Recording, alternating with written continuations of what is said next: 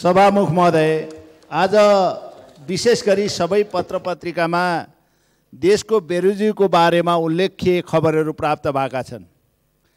7 खरब 33 अरब रुपियाँ बेरोजगारी भएको समाचार एकातिर छ भने यो वर्ष मात्र 91 अरब 59 करोड रुपियाँ बेरोजगारी भएको समाचार प्राप्त भएको छ। साथै 26 खरब भन्दा बढी ऋण सरकारले आन्तरिक र बाह्य रूपमा लिएको छ।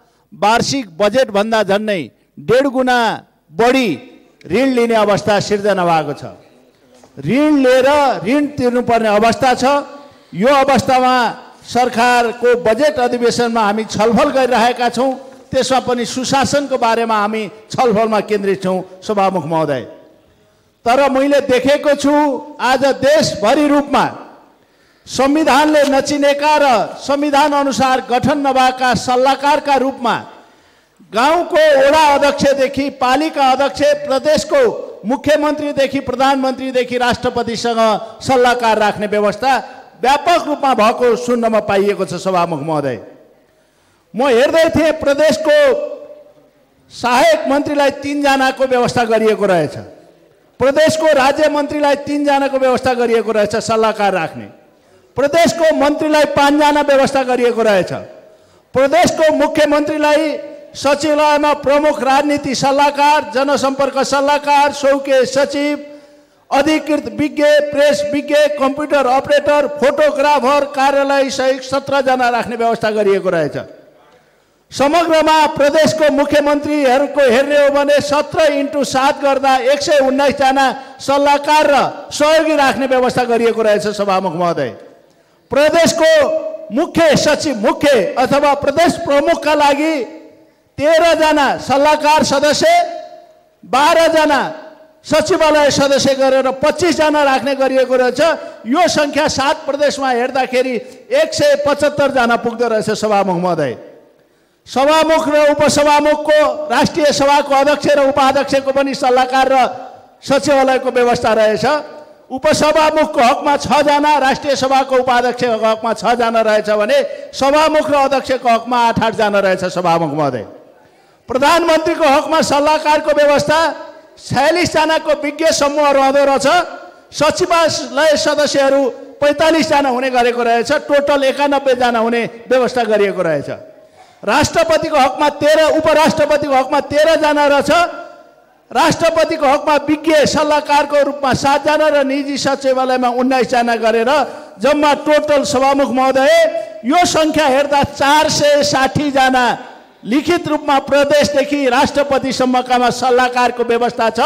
सल्लाहकारहरू कस्ता हुँदा रहेछन् भने सभामुख महोदय मैले हेरेँ, धेरै पहिलादेखि एउटा कुनै रक्षा मन्त्री हुँदाखेरि विज्ञको रूपमा एउटा इन्द्रजित राई क्याप्टेनलाई, त्यो पनि भारतीय सेनामा रहेका क्याप्टेनलाई सल्लाहकारको रूपमा कुनै मन्त्रीले राखेको इतिहास थियो। रक्षा मन्त्रीले सल्लाहकार राख्दा क्याप्टेन, त्यो पनि भारतीय सेनाको। आखिर तिनै सल्लाहकार पछि गृह मन्त्रालयमा आएछन् संविधानले नचिनेको। अहिले चर्चित एउटा काण्डमध्ये त्यो शरणार्थी काण्डको बीजारोपण गर्ने तिनै सल्लाहकार थिए सभामुख महोदय।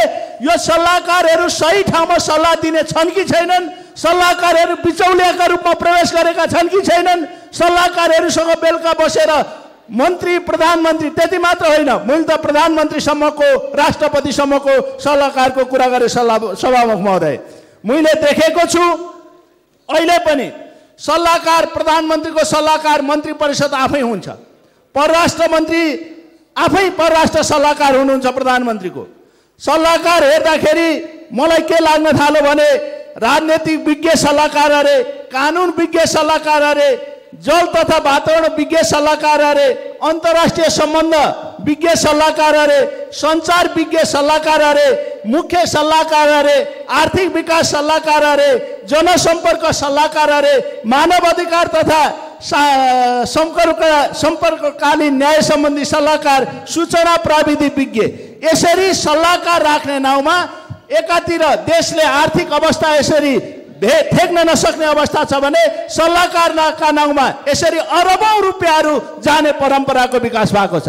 सल्लाहकार मात्र राख्ने होइन, ती सल्लाहकारहरूलाई गाडी सुविधा उपलब्ध गराउनुपर्छ सभामुख महोदय। गाडी पनि कतिपय सल्लाहकारहरू त मन्त्री स्तरीय, कतिपय सल्लाहकारहरू राज्य मन्त्री स्तरीय, कतिपय सल्लाहकारहरू हिजो मन्त्री भएर फेरि कहीँ ठाउँ नपाएपछि सल्लाहकारका रूपमा सत्ताको वरिपरि बस्नका लागि नियुक्त गरेका सल्लाहकारहरूले गर्दा संविधानले नचिनेको तर कहिलेकाहीँ बिचौलाले चिनेको सल्लाहकार पर्दा देशको सही बाटोमा सल्लाहकारहरूले सही सल्लाह दिन्छन् कि दिँदैन भन्ने समस्या सिर्जना भएको छ सभामुख महोदय।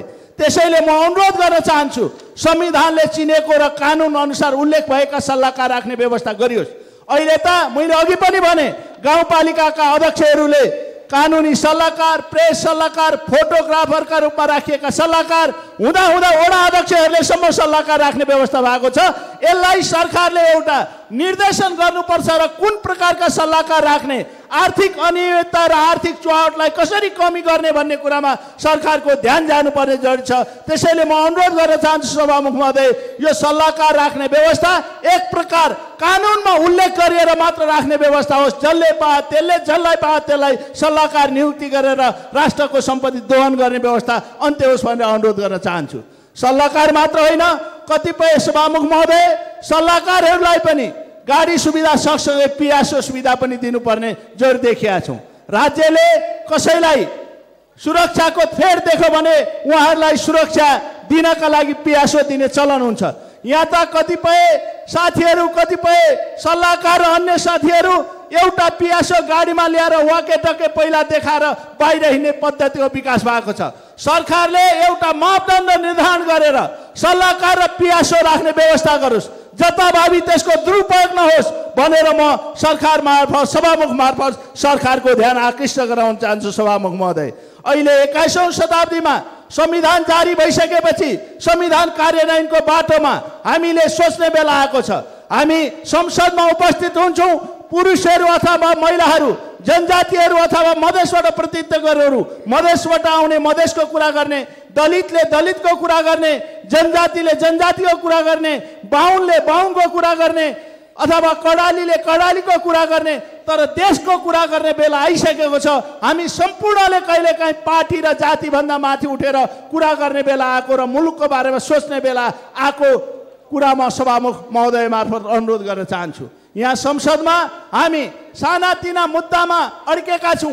एउटाले अर्कोलाई दोष आरोपण गर्ने, एउटाले अर्कोलाई गाली गर्ने, एउटा पार्टीले अर्को पार्टीलाई दोष लगाउने, कांग्रेसले कांग्रेसको मात्र कुरा गर्ने, एमालेले एमालेको मात्र कुरा गर्ने, माओवादीले माओवादीको मात्र कुरा गर्ने, अन्य पार्टीले आफ्नो मात्र कुरा गर्ने, तर समग्रमा हामीले देश र जनताको कुरा कहिले गर्ने र कहाँ गर्ने भन्ने विषय आज महत्त्वपूर्ण विषय भएको बेला यसलाई एउटा व्यवस्थित रूपमा सरकारले अगाडि लाने परम्पराको विकास होस् र हामी पनि संसदमा उपस्थित हुँदा वा बाहिर हुँदा कहिलेकाहीँ जाति र पार्टी दलभन्दा माथि उठेर माथिल्लो घेरामा रहेर देशको बारेमा सोच्नु पर्दछ, सोच्ने बेला आएको छ भनेर सभामुखसँग अनुरोध गर्न चाहन्छु सभामुख महोदय। त्यति मात्र होइन, मैले केही कुराहरू अघि राखेँ सभामुख महोदय। देशको अवस्था अहिले हामीले कल्पना गरे भन्दा बाहिर छ। हामी बजेटमाथि छलफल गरिरहेका छौँ, बजेटको आकार हामीले देखेका छौँ। अघि नै मैले भने 26 खरब भन्दा बढी ऋण लिएर देश चलाउनु पर्ने अवस्थामा अहिले हामीले अहिलेको यो बेला पनि हामी एउटा नियुक्तिका कुरामा तिनी पछि हामी अल्मलिरहेका छौँ। चाहे देशको प्रशासनिक क्षेत्रको कुरा होस्, चाहे गभर्नरको कुरा होस्, हामी विभिन्न बहानामा अल्मलिएर बस्ने अवस्था सिर्जना भएको छ। कलले भर्खरै सरकारले नीति जारी गरेको एउटा कानुनमा 7 दिनभित्र कुनै पनि कुरा पुरा नगरे कानुनी कारबाही गर्ने व्यवस्था उल्लेख गरेका छौँ। तर त्यो उजुरी कहाँ दिने र कारबाही कसले गर्ने भन्ने अहिलेसम्म उल्लेख भएन सभामुख महोदय। नभए एउटा मान्छेले कसैले राजीनामा दिँदा राजीनामा स्वीकृत नगर्ने परम्परा 7 दिन होइन 10 दिनसम्म, यो परम्पराले के देख्छ? कानुन निर्माण गर्ने तर कार्यान्वयन नगर्ने हामी आफैभित्र भएको अवस्था सिर्जना गरेको छ सभामुख महोदय। मैले फेरि पनि भने आज देश अलिकता आर्थिक रूपमा सङ्कट परेको बेला सम्माननीय राष्ट्रपतिदेखि वडा अध्यक्षसम्म सल्लाहकार नियुक्ति र त्यसलाई प्रयोग गरिने विभिन्न बहानामा राष्ट्रको सम्पत्ति दोहन गर्ने परम्परा र पद्धति छ, त्यसलाई बिस्तारै सरकारले कम गर्दै लानुपर्छ भनेर सभामुख मार्फत म सरकारलाई अनुरोध गर्न चाहन्छु। फेरि पनि मैले अनुरोध गरेँ, यो सल्लाहकार नियुक्तिका धारणाहरू एउटा क्राइटेरिया निर्धारण गरेर कसलाई कति चाहिने कति दिने भनेर तपाईको कानुन बनाएर कानुनमा उल्लेख गरेर राख्ने व्यवस्था सुरुवात होस्। जताभावी जसलाई राख्दाखेरिको परिणाम कहाँ पुग्छ देश भन्ने ध्यान नदिएको अवस्था सिर्जना भयो। देशको संसदको संख्या प्रदेशको संसदको संख्या भन्दा बढी सल्लाहकारको संख्या हुन थाल्यो। स्थानीय तहमा शुद्ध त्यस्तो भइसकेपछि हामीले आर्थिक विकास र उन्नतिका कामहरू गर्न नसकेर सम्पूर्ण बजेट आफ्ना मान्छेहरूलाई व्यवस्थित गर्नका लागि तयार गर्नुपर्ने अवस्था सिर्जना भयो। त्यसैले फेरि पनि म सरकारसँग अनुरोध गर्न चाहन्छु सभामुख महोदय मार्फत यसलाई एउटा सिस्टमेटिक माध्यमबाट एउटा सिस्टमेटिक वेबाट यसलाई सभामुख मार्फत सरकारलाई अनुरोध गर्न चाहन्छु। यो सल्लाहकार नियुक्ति पनि एउटा प्रक्रियाबाट कानुनी रूपमा उल्लेख गरेर राख्ने व्यवस्था होस् भनेर अनुरोध गर्न चाहन्छु सभामुख महोदय। मैले फेरि पनि भने आखिर प्रधानमन्त्रीका सबै मन्त्रीहरू सल्लाहकार हुन्, राष्ट्रपतिको प्रधानमन्त्री नै सल्लाहकार हो।